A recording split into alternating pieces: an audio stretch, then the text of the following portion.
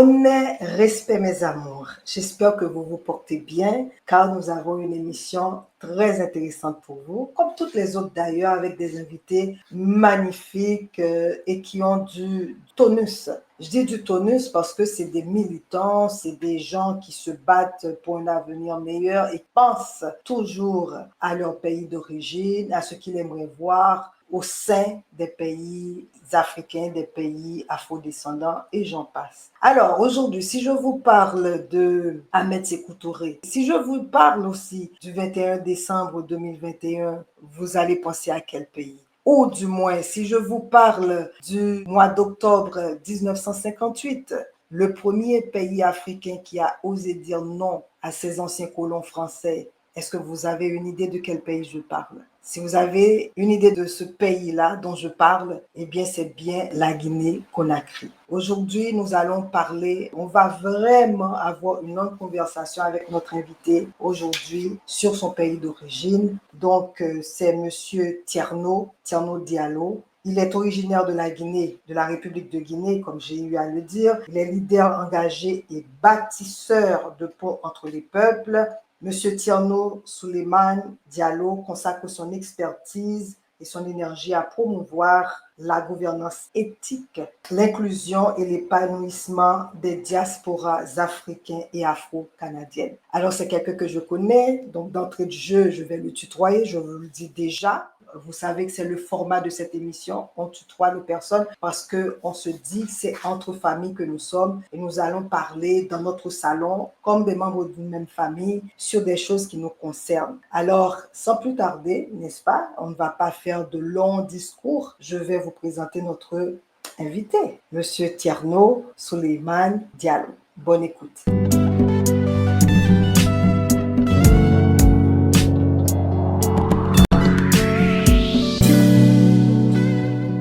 Alors, mes chers amours, encore merci d'être là. Et comme vous le voyez, je suis avec mon invité qui est aussi un camarade. Parce que vous savez que pour nous, les camarades sont ceux qui militent dans la même direction que nous. Et je l'ai croisé dans le militantisme. Et au-delà de tout ce qu'on a dit de lui, j'aimerais te demander, notre cher Tierno, je vais t'appeler Tierno. Ici, on essaye de rendre la conversation plus familiale, plus fraternelle. Donc, on laisse de côté le côté formatif, tout ça. Et puis, c'est une conversation qui se fait de toute façon dans le respect. Alors, on va se tutoyer comme on le fait déjà et comme on l'a toujours fait. Si tu te Excellent. sens à l'aise, bien entendu. Oui, naturellement. D'accord. Alors, Tierno, comme tu as vu, je t'ai présenté, mais est-ce que tu as des choses que tu aimerais ajouter pour que les gens aient une idée de qui tu es au-delà de ton militantisme, de ton travail panafricain? Ben, si j'ai quelque chose à rajouter, c'est simplement dire que je suis père de famille, marié, père de quatre jolis trésors, dont trois filles et un garçon, et que j'ai une formation transversale, mais une formation juridique à la base, faite au Maroc. Après le Maroc, je suis allé en France où j'ai poursuivi les études en Master 2 et puis une thèse doctorale, bien naturellement en droit. Et après avoir exercé en France pratiquement pendant 5 ans comme chargé de cours au niveau des droits, niveau de licence, là, première, deuxième et troisième année. Je suis venu au Canada techniquement en février 2015. Donc, une fois au Canada, j'ai fait une maîtrise à l'ENAP, l'École nationale d'administration publique, en évaluation des programmes. Et c'est ce programme-là qui m'a permis, en fait, d'intégrer la fonction publique d'abord provinciale, dans un premier temps en tant que stagiaire, et par la suite au niveau de la ville de Montréal où je suis depuis septembre 2019. Voilà. Parfait, parfait. Donc, vous avez vu dans l'introduction, j'ai mentionné certaines figures de la Guinée et on s'est rendu compte que c'est un pays qui a tracé le chemin, le premier qui a dit non carrément à la France à travers de référendums. Donc, ça veut dire que le peuple était prêt pour mener à bien ses propres affaires et malheureusement, comme tous les pays colonisés, il y a eu des descentes, des hauts et des bas. C'est la réalité que connaissent tous nos pays colonisés. Je suis désolée, mais à un moment donné, il faut se dire la vérité et voir de quelle mesure on va pouvoir changer la donne. Et ça m'a rappelé un petit peu Haïti parce qu'on a eu plusieurs juntes militaires qui se sont succédés et dont ces pouvoirs étaient contestés par la population, tantôt parce qu'ils utilisaient la force tout le temps et tantôt parce qu'ils retournaient toujours vers les anciens colonisateurs. Et donc, ce qui fait qu'on a négligé amplement les besoins de la population. Pour les contemporains, ils savent ce qui s'est passé dernièrement avec le coup d'État mené par M. Mamadi Doumbia. À partir de ça, où se situe actuellement la Guinée? Déjà, la réalité du pays en fonction de ce que tu sais. Ben écoutez, je pense le 5 septembre 2021, je me souviendrai toujours de ce jour-là parce que j'étais ces jours en vacances à Ottawa avec ma famille. Et je me réveille, la première des choses que j'ai faites au moment du déjeuner, c'était de toucher mon téléphone. Je vois cette actualité qui défrayait la chronique en Guinée, comme quoi le président de l'époque Alpha Condé, le professeur Alpha Condé, a été renversé. Ce qui en soi était en fait, comment dirais-je, très bien vu, bien accueilli par la population guinéenne en regard de ce qui se passait à l'époque.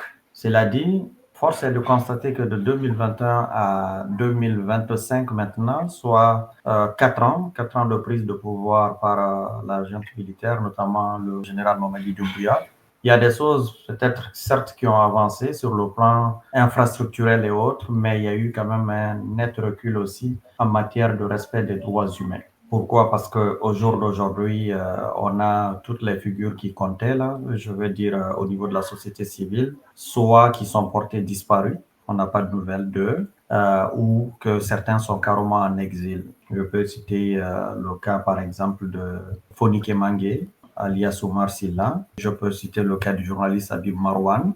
Il y a aussi des leaders politiques qui ne sont pas au pays, que ce soit M. Sidia Touré, Seydou Dalein Diallo, voire d'autres, ou Ali Ouba, un jeune de l'opposition aussi qui est très en vue, qui commence à monter.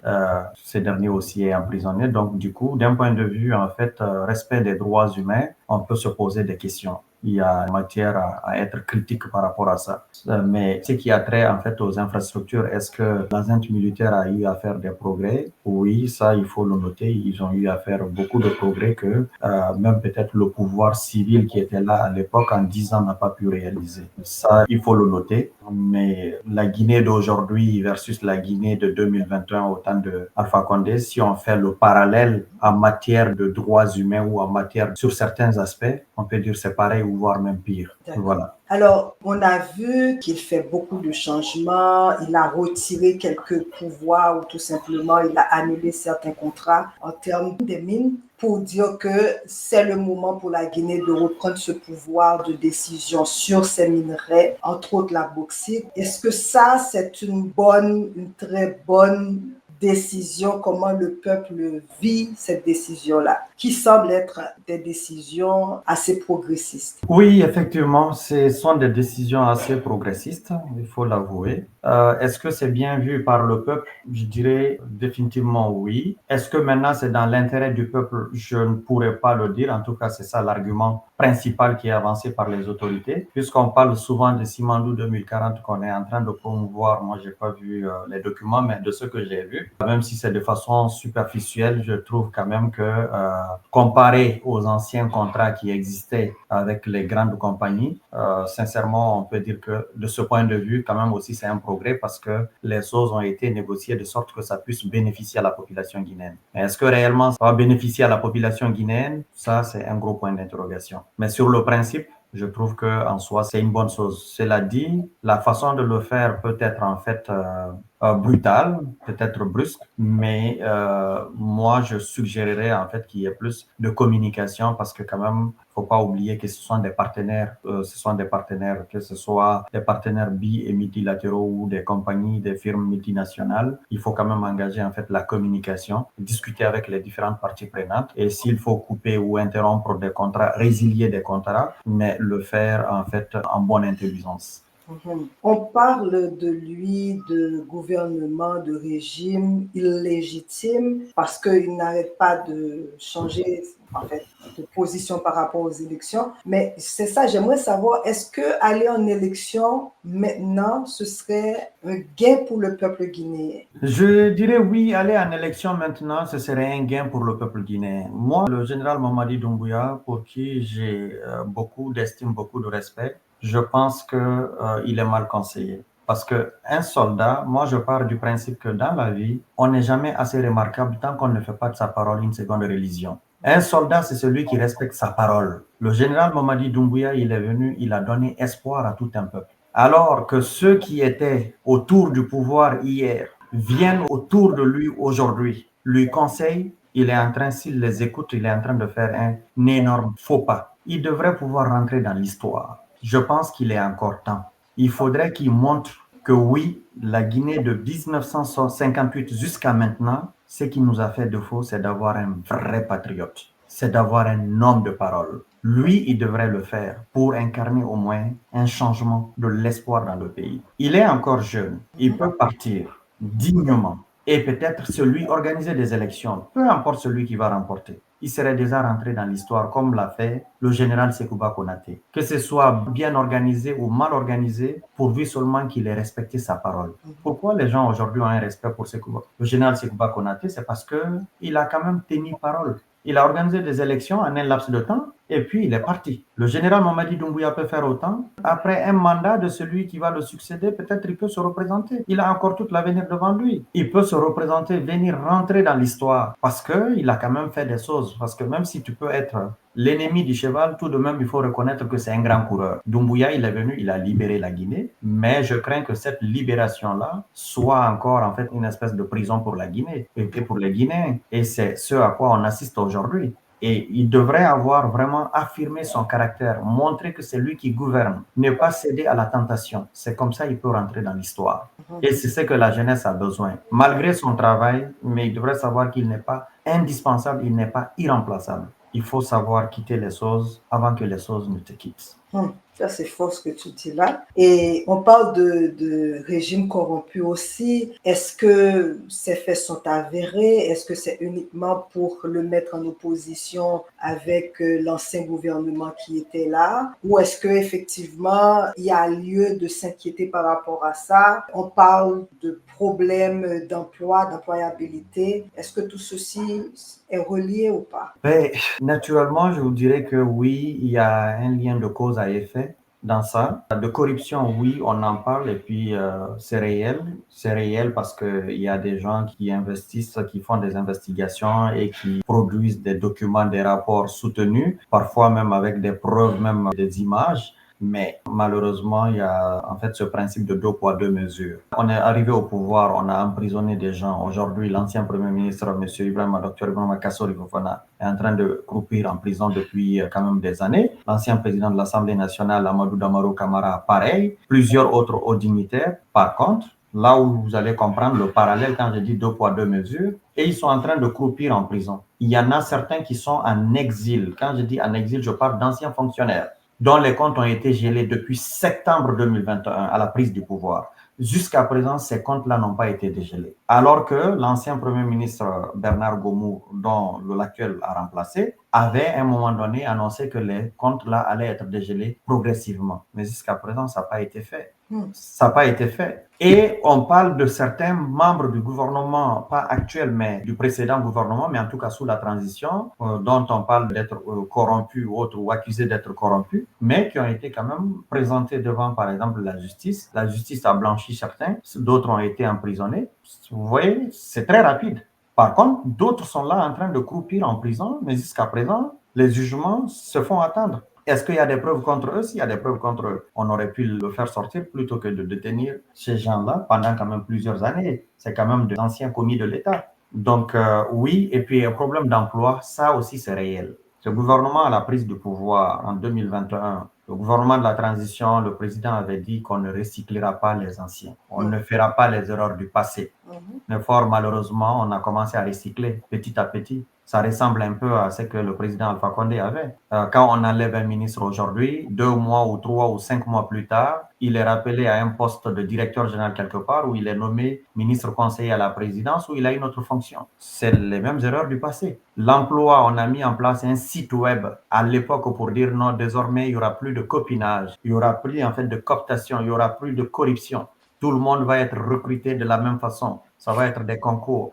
Voilà un site où vous pouvez mettre vos documents. Mais laissez-moi vous dire que ce site-là, ça a été une véritable machine de corruption. Parce que ceux qui ne savaient pas, qui ont pensé que c'était vraiment une très bonne chose, ont mis carrément leurs documents, des diplômes et autres qu'ils ont mis là. Et certains au pays qui sont champions en corruption ou en toutes sortes de marchandages ont dû utiliser par exemple les diplômes légaux de quelques-uns pour trafiquer ça, manipuler ces documents-là pour s'inventer des diplômes qu'ils n'ont pas. Et finalement, tout ce qu'on recrute aujourd'hui en Guinée, si vous entendez, vous voyez les décrets, on va dire c'est un consultant ou c'est un tel ou un tel. Donc c'est récurrent. Et malheureusement, c'est pas comme ça. C'est pas comme ça. En fait, le recrutement devrait se faire sur la base du mérite. Et puis aussi, il y a des postes importants. Avant de recruter des gens sur ces postes-là, il faudrait d'abord mener des enquêtes comme ça se fait dans tous les grands pays.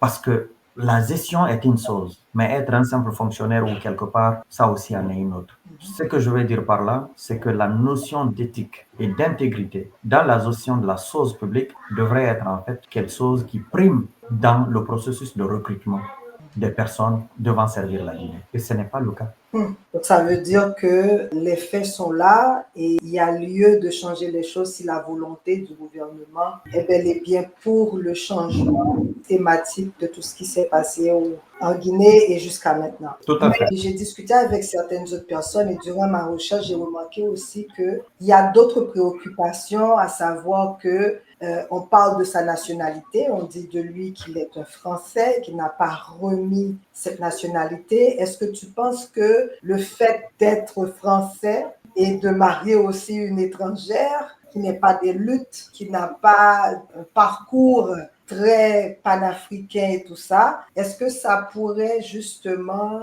aider M. Doumbia à rester au pouvoir plus qu'il devrait rester ou à tout simplement continuer les mêmes pratiques de ses prédécesseurs? Je vous dirais que là-dessus, en fait, moi, mon avis serait en fait un peu nuancé. Nuancé dans la mesure où il faut le reconnaître, oui, il est français, il est aussi guinéen. C'est comme si je fais le parallèle avec l'ancien président Alpha Condé, c'est quelqu'un qui, à un moment donné, avait quand même renoncé à sa nationalité française pour la guinéenne, ce qui fait qu'après sa chute au pouvoir, il n'est même pas parti en France et il est en Turquie. Cela dit, avec le président Doumbouya, en plus d'être français et d'avoir servi en France comme légionnaire, comme on le dit, sa femme aussi est française. Et d'aucuns, moi je ne peux pas le certifier, d'aucuns disent qu'il est soutenu, si il est au pouvoir jusqu'à maintenant, c'est parce qu'il est soutenu par les services de renseignement français ou par le gouvernement français. Vrai ou faux, je ne saurais l'affirmer. Mais en tout cas, c'est quelque chose qui se dit. C'est des éléments factuels, c'est des faits. Dès lors que les uns et les autres en parlent, c'est pas seulement des gens de l'opposition en Guinée ou des gens de la société civile, mais même des journalistes aussi en parlent. Est-ce que ça le favorise? Oui, comparé aux autres juntes militaires de la sous-région, je prends le Niger, le Burkina, le Mali, la faveur que lui il a ou les avantages qu'il a, les autres ne l'ont pas. Parce que c'est le seul qui a quand même eu en fait cette souplesse-là en termes de sanctions vis-à-vis de la France, c'est que les sanctions qui ont été imposées par la France aux autres pays, ça n'a pas été le cas contre la Guinée de Doumbouya. Donc, naturellement, quelque part, il bénéficie en fait d'un soutien de la part du gouvernement français. Est-ce que cela peut l'aider? Bon, pas du gouvernement français, mais je vais dire de l'État français de façon générale. Est-ce que cela peut l'aider à se maintenir au pouvoir? Peut-être, mais tout ce que je sais, il a quand même intérêt à faire ce que lui, il avait promis au peuple guinéen. C'est dans ça il va grandir, c'est dans ça il va être en fait la grande personne que lui-même il souhaite, que les Guinéens souhaitent avoir autant.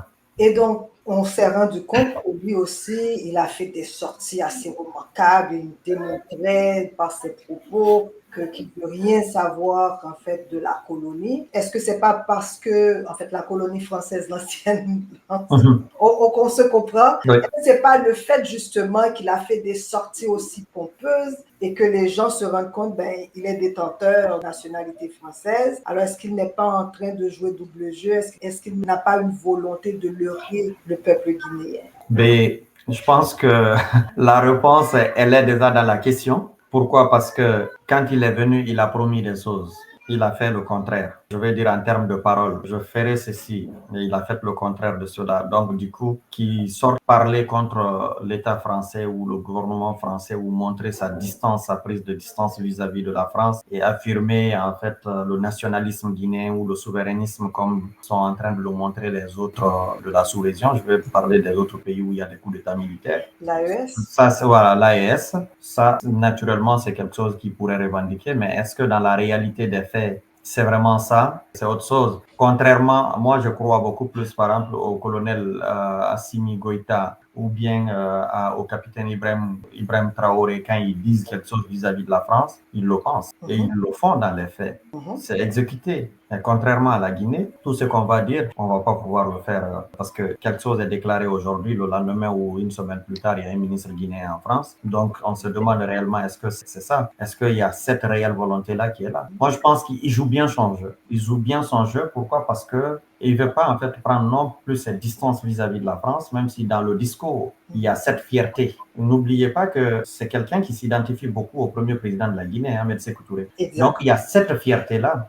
Il y a cette fierté-là quand il parle, donc du coup, mais il essaie de jouer à un exercice d'équilibriste. Il ne veut pas fâcher la France, il ne veut pas non plus se distancer de la Russie, il veut être ami avec la Chine et il veut avoir l'Inde ou la Turquie à côté. Donc, toutes ces grandes puissances ou puissances régionales qui comptent dans la configuration géopolitique mondiale, il veut les avoir à son côté. Donc, naturellement, ça fonctionne. D'accord. Alors, certaines personnes disent qu'il essaie de faire comme le président du Gabon, donc Brice Oligui Nguema, dans sa manière justement de faire. On ne peut pas savoir. En fait, il est comme un caméléon. On ne peut pas le saisir, en fait, sa politique, sa véritable position. Est-ce que c'est le cas? Est-ce que c'est l'impression qu'ont les Guinéens par rapport à lui? Ou est-ce qu'à un moment donné, vous pensez qu'il pourra justement se démarquer totalement et faire mieux comprendre au peuple guinéen sa réelle position et où il veut aller, y compris faire des élections? Personnellement, au début, je le comparais, en fait, bon, pas que je le comparais pas lui, mais je comparais Brice Oligui Nguema du Gabon au président Doumbouya. Mais très rapidement, les actes que le président Oligui Nguema a fait au Gabon, c'était très rassurant. La démarche, elle était rassurante. Il n'y a pas eu, en fait, de contradiction ou de flou. Il n'a pas pu. Je ne dis pas qu'il a fait tout ce qu'il a promis.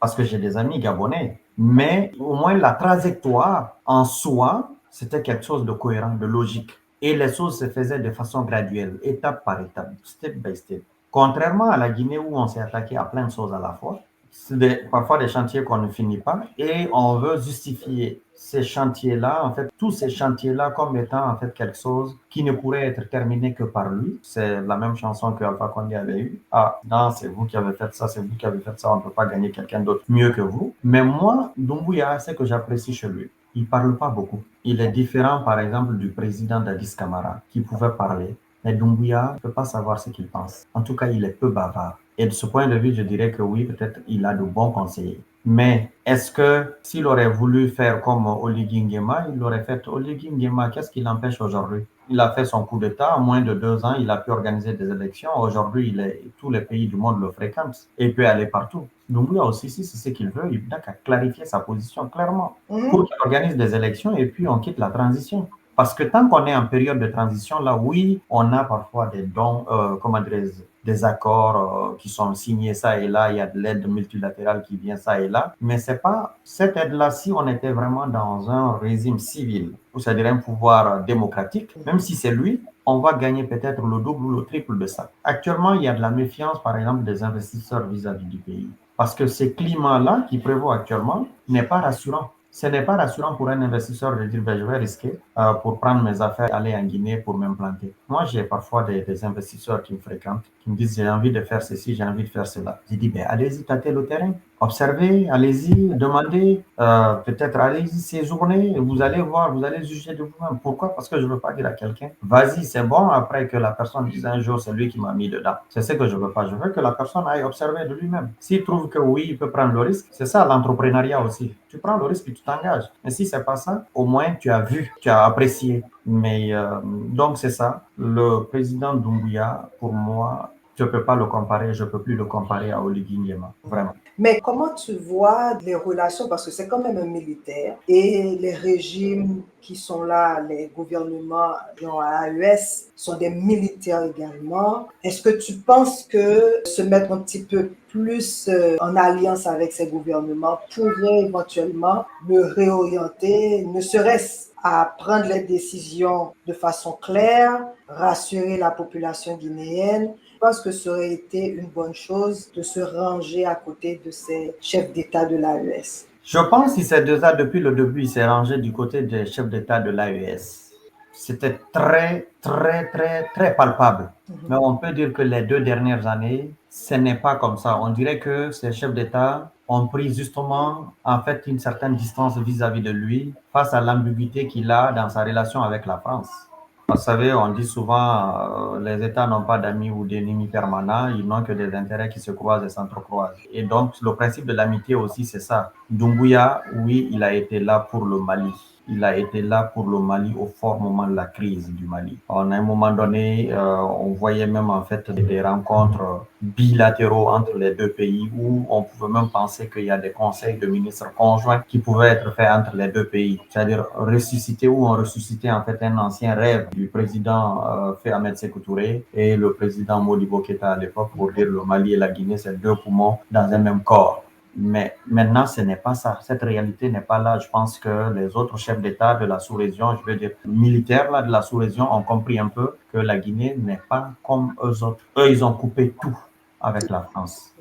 La Guinée est encore avec la France. Donc, du coup, c'est le langage du dictateur. Hein. C'est soit tu es avec moi ou tu es contre moi. Donc, comme il n'est pas réellement avec eux de cette façon, il a un pied avec la France et un pied avec eux, même s'il dit toujours je vous soutiens, je suis avec vous, ben ça fait que ces gens-là ont quand même pris en fait une certaine distance vis-à-vis de lui. Et donc, d'où l'AES. Si Doumbouya voulait faire comme eux, ben peut-être il aurait rejoint l'AES. Je ne dis pas que je suis pour l'AES ou que je suis contre l'AES, mais au moins le peuple guinéen aurait compris en fait qu'est-ce qu'il a envie.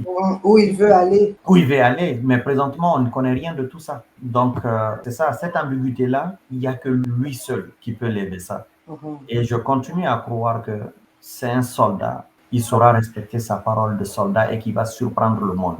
En tout cas, je l'espère. On sent l'espoir, en fait, dès le début. Et est-ce qu'il y a une opposition à lui? Est-ce qu'on le laisse tout simplement et puis on se dit probablement que les choses vont changer? Gardons espoir, serrons les coudes. Effectivement, il posera les bons gestes. Une opposition à lui, malheureusement, ça n'existe pas. Ça n'existe pas. Et c'est là où, en fait, moi, la seule chose que je regrette dans la transition, c'est ça. Il faudrait, que ce soit en Guinée ou ailleurs, il faudrait que nos gouvernants comprennent que la liberté d'expression, le principe du libre choix en matière de démocratie devrait être en fait le credo même de la démocratie. Qu'on ait des gens qui tempêtent, qui crient haut et fort, qui disent ceci, qui disent cela, ils devraient les laisser faire ce qu'ils veulent. Mais il y a toujours la loi. Mais on ne peut pas en fait continuer à bâillonner. Tu dis que tu veux travailler pour le peuple, tu es le choix du peuple, mais en même temps tu ne veux pas que ce même peuple-là s'exprime à travers certaines voix. Ça devient compliqué. Donc, est-ce qu'il y a une réelle opposition en Guinée aujourd'hui? Il n'y en a pas. Ceux qui incarnent l'opposition, c'est le RPC Arc-en-Ciel, mais qui est décapité. Ils sont soit en prison, Alpha Condé est en exil, c'est lui qui est président du parti. Après, l'ancien premier ministre est en prison. Selou en exil, Sidia en exil. Les autres, Kouyaté, on n'entend plus parler, même s'il est en Guinée. Donc, Ali Ouba, il est en prison. Donc, aujourd'hui, il n'y a aucune opposition réelle en Guinée. Même les journalistes critiques ont fui le pays où ils sont portés disparus. Donc, il n'y a pas d'opposition. Et ça, c'est compliqué. Au moins, s'il n'y a pas d'opposition en choix, en fait, je veux dire, d'un point de vue démocratique, mais au moins qu'il y ait une opposition forte en matière de médias, parce que les médias constituent le 4e pouvoir. Ça aussi, il n'y en a pas. Les radios privées ou les télévisions, radio-télévisions privées, Espace TV et autres qui existaient, Mirador, FM et autres là, tout ça, ça n'existe plus. Toutes ces radios privées ou télévisions privées ont été démantelées au motif que non, il y a des cahiers de charges qui n'ont pas respecté ou qui n'ont pas respecté ou qui n'ont pas payé tel ou tel droit. Mais ça, c'est quelque chose qui peut se régler. C'est le principe de la communication. Ça peut se régler autour de la... Allez, on vous laisse exercer votre métier comme vous l'entendez, selon les règles déontologiques qui régissent la matière, le domaine, mais au moins il y a ça, ça et ça que vous devez vous aussi vous acquitter. C'est ça vos obligations. Voici vos droits, voici vos devoirs. Mais si ce n'est pas ça et que les droits des autres ont fait fi à ça, nous, c'est nos devoirs qui comptent, ben, ou c'est la force qui compte, ça ne fonctionne pas. Donc, est-ce qu'il y a une opposition en Guinée? Malheureusement, il n'y en a pas. Avant qu'on chute, j'aimerais te poser cette question-là. Durant mes recherches, j'ai remarqué que certaines compagnies qui ont été mises à la porte sont en train de s'allier pour voir si c'est une bonne façon. Il faut traîner le gouvernement en justice pour ça, pour rétablir leurs droits et tout ça. Est-ce que tu penses que le gouvernement actuel est prêt pour de telles représailles ou est-ce que le gouvernement va probablement trouver le juste moyen pour régler ce problème sans qu'il ait à payer? Parce que ça, on sait que ces gens vont aller chercher l'argent. Tout à fait. Et de cette réalité, je ne pense pas que la Guinée serait prête à payer à dédommager qui que ce soit. Est-ce que ça, c'est quelque chose qui se parle dans les médias? Bon, là, on comprend un petit peu, là, les médias sont muselés. Ouais. Mais quelle serait la position, oui, la meilleure position pour le chef d'État actuel? Moi, je pense que la meilleure position pour le chef d'État actuel, c'est de discuter, d'appeler toutes les parties prenantes autour de la table, discuter, parce qu'ils veulent faire les choses dans l'intérêt de la Guinée et des Guinéens. Ben, ça se discute. C'est des partenaires. Vous discutez ensemble et puis vous mettez les principes. C'est à prendre ou à laisser, mais c'est dans une négociation, tu ne peux pas aussi imposer quelque chose. Tu peux simplement faire des balises. Dans une négociation, personne n'est gagnant, personne n'est perdant parce que chacun fait des concessions. Et c'est de concession en concession que vous pouvez vous entendre, au moins sur le dénominateur commun. Alors, ce que vous dites, oui, effectivement, j'ai vu aussi des articles en lien avec ça. C'est pas exclu que certaines de ces firmes puissent s'allier et porter plainte, ou que même une d'entre elles porte plainte en son propre nom, comme ce fut le cas au temps du président Alpha Condé avec Beni, le milliardaire, je pense, israélien juif, là, qui avait quand même des parts très importantes aussi dans l'exploitation en fait des mines en Guinée. Je pense qu'il avait porté plainte contre le gouvernement guinéen à un moment donné au tribunal en Suisse. Ça, c'est un dossier qui a traîné, qui a suivi, qui a continué tout le long de le temps du règne du président Alpha Condé. Je pense même que la Guinée avait été condamnée à lui verser en fait une indemnité en dommages et intérêts. Donc, c'est pas exclu que les sociétés actuelles aussi fassent de même. Après, est-ce que le gouvernement est prêt à aller dans ce sens? Je crois que oui, en regard de leur détermination et, comment dirais-je, des décisions qui sont prises ça et là, quotidiennement et autres, c'est qu'ils sont prêts à en découdre. Mais est-ce que en découdre, c'est ça la bonne solution? Je crois pas. Ce serait plutôt sage de s'asseoir et de discuter, de mettre carte sur table, c'est dire les vraies choses, pour dire voilà, on n'est pas contre vous, mais on veut simplement quelque chose pour le bien de notre pays, dans l'intérêt général. Et que cet intérêt général-là ne soit pas un intérêt de quelqu'un particulier. Alors, cher, on va chuter. J'aurais pu te garder longtemps parce qu'il y a tellement de choses à apprendre de la Guinée. Et quand je préparais l'émission, j'ai dit, parce qu'à Haïti, on se réfère toujours en Guinée, Guinée en créole, donc de Guinée. Nous, on parle souvent lorsque un Haïtien est bon, il est quelqu'un de vertical, eh bien, on va l'appeler carrément un bon Guinéen. Pendant tout le temps, c'était dans ma tête, pendant toute la recherche, en fait. Ouais. Alors, Tierno, mon camarade, on va chuter. Je sais que tu n'es pas devin, tu ne peux pas savoir ce qui va se passer, ne serait-ce que dans quelques minutes ou quelques heures. Mais comment tu vois, comment tu sens l'avenir de la Guinée pour ces jours à venir? Mais pour ces jours à venir, honnêtement, si la tendance continue telle qu'elle est actuellement, l'avenir risque d'être sombre. Pourquoi? Parce qu'avec de telles crises, de tels problèmes, quand je dis problème, je parle en fait de l'état du pays actuellement en termes de rupture entre les différentes forces sociales et les forces vives ou le pouvoir en face. Ça, c'est pas bon. C'est pas bon parce que ce sont des ingrédients en fait d'une nouvelle crise. On ne veut pas ça. On ne veut pas ça. On gagnerait plus à aller vers l'apaisement, à aller vers la réconciliation, à aller vers en fait le consensus pour que le pays là puisse connaître en fait enfin un vrai développement. C'est ça qu'on a besoin, c'est ça qu'on rêve tous. Mais quand une poignée de personnes pensent pouvoir parler au nom de tout le peuple, au détriment de la majorité silencieuse, et quand on parle au nom du peuple, là, ça devient en fait un problème. Je le dis, je prends l'exemple. Pourquoi le président Doumbouya ne ferait pas comme le président Macron, le premier ministre Marc Carney, ou bien, je ne sais pas, un autre président en Afrique, se promener simplement avec 2 ou 3 ou 5 gardes-corps? Pourquoi quand il part quelque part, c'est tout un contingent militaire qui est là comme si on partait à la guerre? Tout ça, c'est pas rassurant pour une population. C'est pas rassurant pour une population.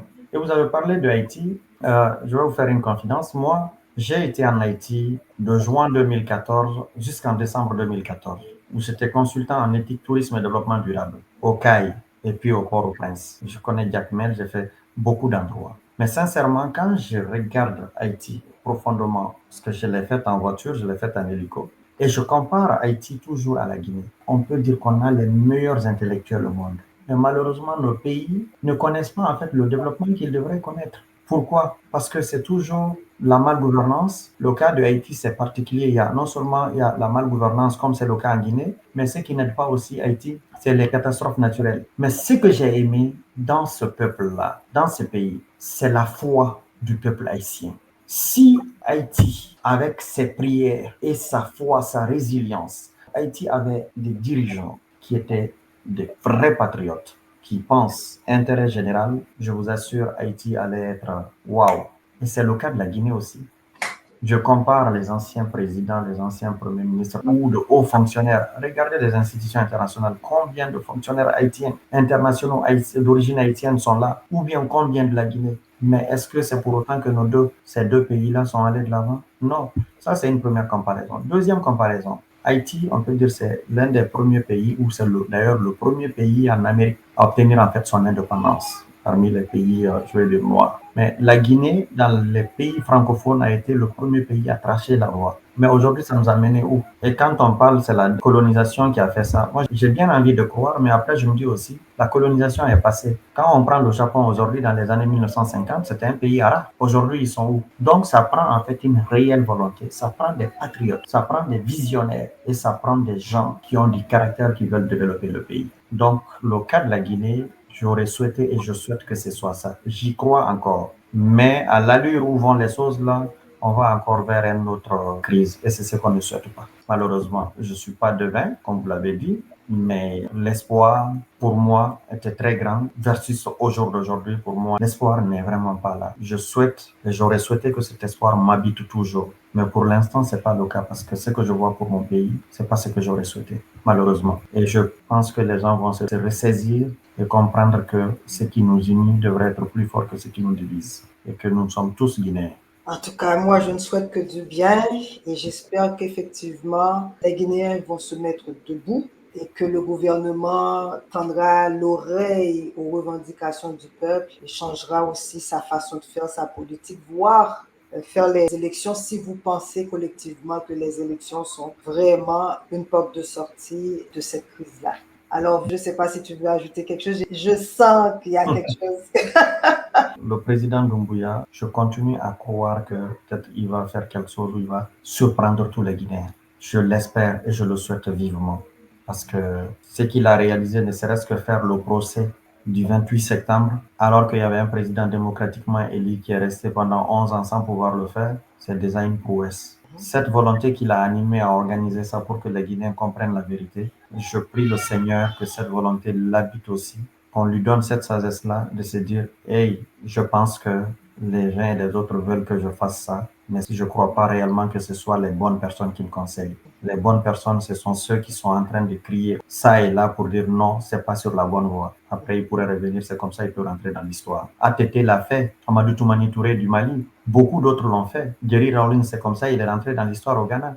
Donc, on veut que lui aussi soit comme ça. Moi, en tout cas, en tant que jeune, quand je vois un jeune comme lui au pouvoir, je souhaite qu'il parte par la grande porte et que son nom reste dans l'histoire tel qu'il est venu. Donc, c'est tout ce que je souhaite. J'ai espoir que ça pourrait peut-être changer un jour. Alors voilà, c'est le souhait aussi qu'on vous fait. Parce qu'on sait que quand nos pays souffrent, quand l'un de nos pays souffre, c'est nous tous qui souffrons parce que, veut pas, on est interreliés d'une façon ou une autre entre nous et on veut tout simplement nous voir briller à un moment donné parce qu'on ne peut pas continuer comme un roller coaster et vivre ces montagnes russes. Alors, Définitivement. très cher, merci beaucoup. Merci Tierno d'avoir répondu aussi rapidement à notre invitation. Et donc, j'espère qu'à un moment donné, tu vas revenir. Comme j'ai dit, tu es chez toi.